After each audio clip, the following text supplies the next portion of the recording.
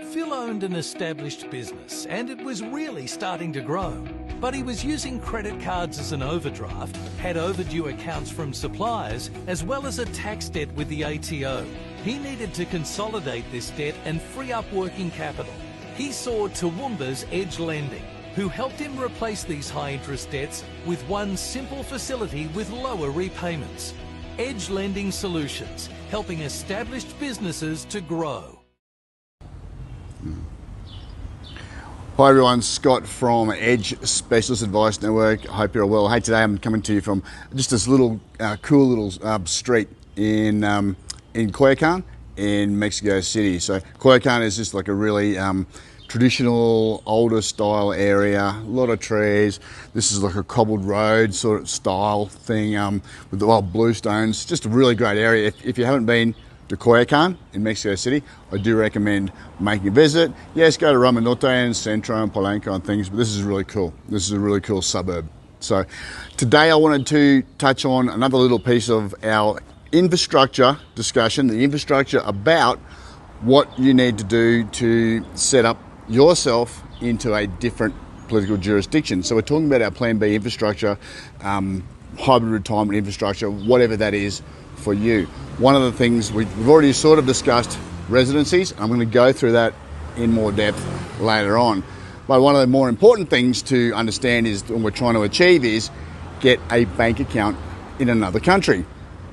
Okay, so we're going to go through a couple of different residencies here. All right, for my clients who are retired, let's say you're retired in Asia and you're on a retirement visa in Asia, it would be tempting to just use your Wise card or Revolut.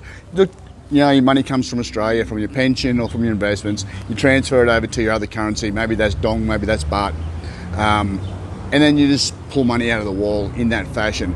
But what you're missing out on is the actual ability to get a foreign bank account, which can have a lot of benefits in the future. So what are you going to need? Obviously, you're going to need your ID.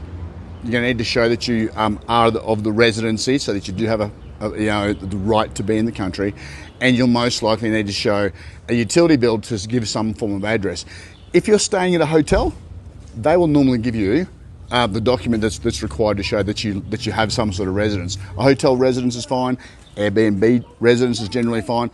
A document to say that you own the property perhaps, or even a lease document. Or if you have those three things, maybe even it's just a utility bill that's your phone account. And we'll touch on that as well later on. But a utility bill or some sort of proof of address, your ID, and the fact that you're allowed to be in the country, you should open that bank account. For those guys who are my retiree clients, open 2 different banks because they failed. Sometimes the internet goes down. You don't want to be stuck without any cash, right? Or a lot of them have cash withdrawal limits, and you want to borrow them, you want to take more cash out. So that's something that we need to have a talk about as well. Look, I'm right in the road here of someone who's about to take off. Lo siento. Okay, so I'm just gonna move a little bit and let these guys take out. So, okay, if you've become an expat and you're under a working visa, and so a lot of my clients, in Asia, Singapore, Malaysia, that sort of area, if you've got a working visa, I also do encourage you to get a bank account. I mean, why would you not? Some companies will probably still pay it into your Australian bank account if you chose to, or your Wise or Revolut bank account. Feels a lot easy. You should make the effort to get a bank account. You've got all the documentation you'll need to get another bank account. I would also make sure that my partner, who is over there at the same time, would also be eligible for that bank account. You should make sure that they also get a bank account, maybe even get a credit card. Once you have a bank account in a different country, this is the important bit, then you can go and actually open different stockbroking accounts, different managed funds accounts that you can't get access to, and actual stocks you cannot get access to on occasion unless you're a resident of that country, a domestic stock broking account. Really, really important.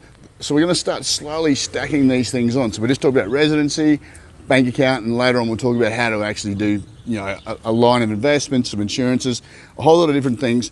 But guys, the infrastructure for having your Plan B or your hybrid retirement, your bug out place, or just your new adventure globally take some time, take some planning. All these things take time. I think every chance that you have to actually create a part of you in a different country, every opportunity you have, you should not waste that. And so I encourage those people, if you're retired or if you're on a working visa, go and open a bank account. My preference is 2, but at least go and open 1.